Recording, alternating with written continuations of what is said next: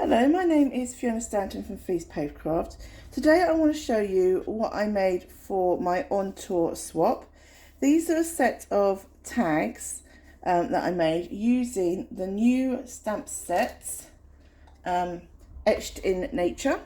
So I've used more or less all these stamps apart from that leaf stamp there. I'm going to use Dragonfly Garden to just do one, to show you how I created this and to create this effect.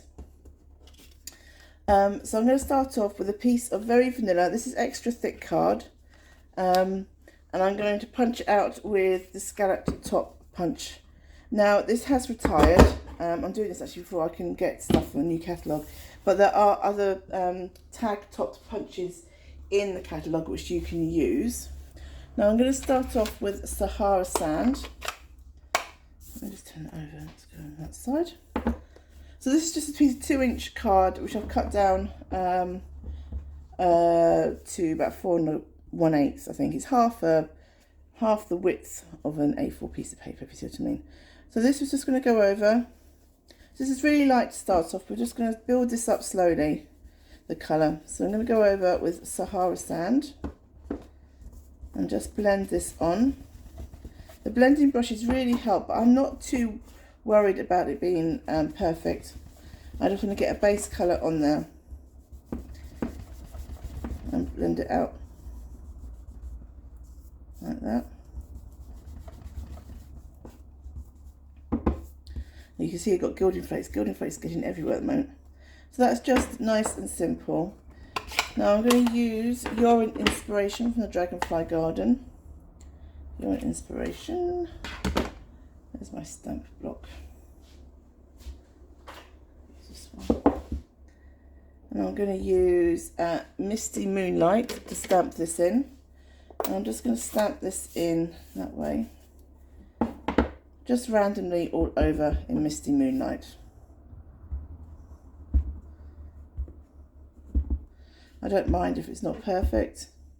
Oh, I've got Thank You for Your Kindness. It's meant to be inspiration, but I picked up the wrong stamp. There you go.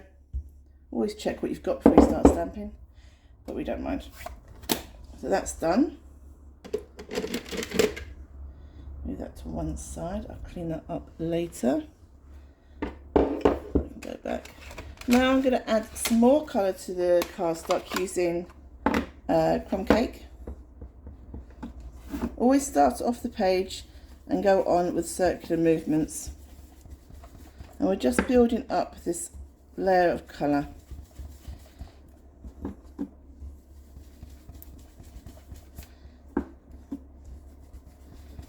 Going round. I'm not going to go into the centre, although I just did then. I'm doing well. Because I want to give it a kind of halo effect, if you know what I mean. So darker on the outside and a lot lighter in the middle.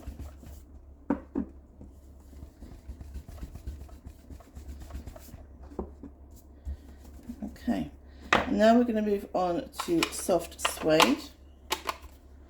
You can spend as little as long doing the blending, adding layers of colour, deepening it up, getting it how you want it.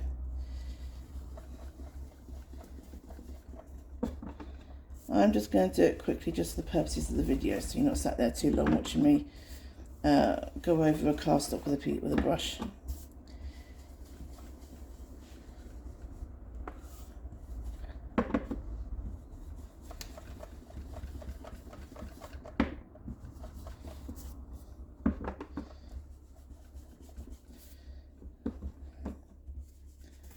Okay, right, so that's that.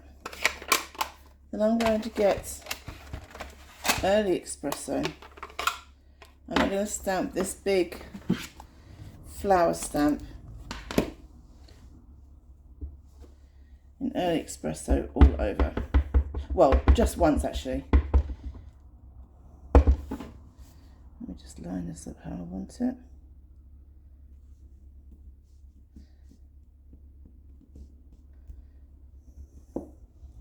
And that will go like that. So what I'm going to use the Stampin' Right markers rather than blends, and I'm just going to add dots of colour. Now I'm going to use this Bumblebee yellow.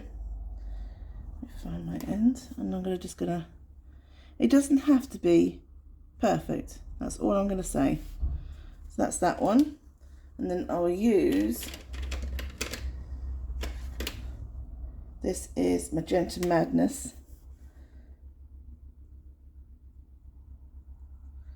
I'll just go over some of these. Let me see if I find flowers. I know this probably isn't the colour of the flowers, and I don't know what flowers they are, but I just want to get a pop of colour on there. And I'm just going to use Just Jade, so I'm just using all the in colours.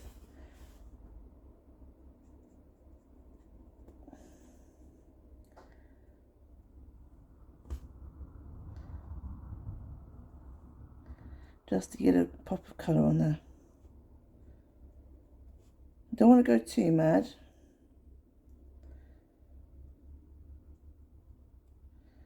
Just wanted some more colour over here because all the colour was on one side then. There we go. I'm going to leave it like that. So it's not perfect at all. It's not perfect colouring at all. I'm sorry if you're getting my arm. I just feel like my arm's probably going all over the place in underneath the camera, so I do apologise. And then Early Espresso. And we're going to really, there we go, really deepen the edges up now with the Early Espresso.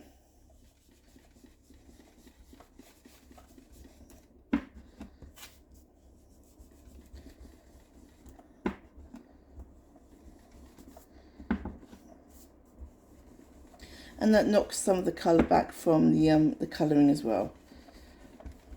Now I just want to say, we've done this as a tag, but obviously you don't have to use a tag as a tag, if that makes sense. I'm just going to go, I always like to go over the last step with the first colour I used, just to really blend things out. I think it really helps, just to go over roughly, just to go over. And it also helps to clean the brush, to be honest. Make sure your brush is kind of clean. It just helps to blend things out, I think, a little bit, so it's not so stark. Right, okay, so that's that bit. I did add some gilding flakes, but I don't know if I really want to risk that at the moment. Gilding flakes gets everywhere. Okay, right, what I do is I put a bit of glue on the back of my hand, and I use a sponge. Just dab it. The trick is to remember where you've put the glue, and then I'll just quickly go over this and hope this works. There you go.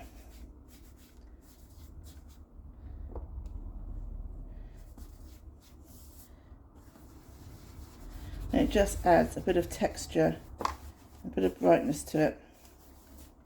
There we go. Just make sure you rub. Gilding flakes get everywhere. That's what I'm going to say. They get everywhere. I do like the effect they have, but they drive me potty, to be honest. Right, sorry, crash bang all up. Right, there you go. So that's the card we've done, the tag we've done, and these are the other ones that we did using the Etched in Nature new stamp set.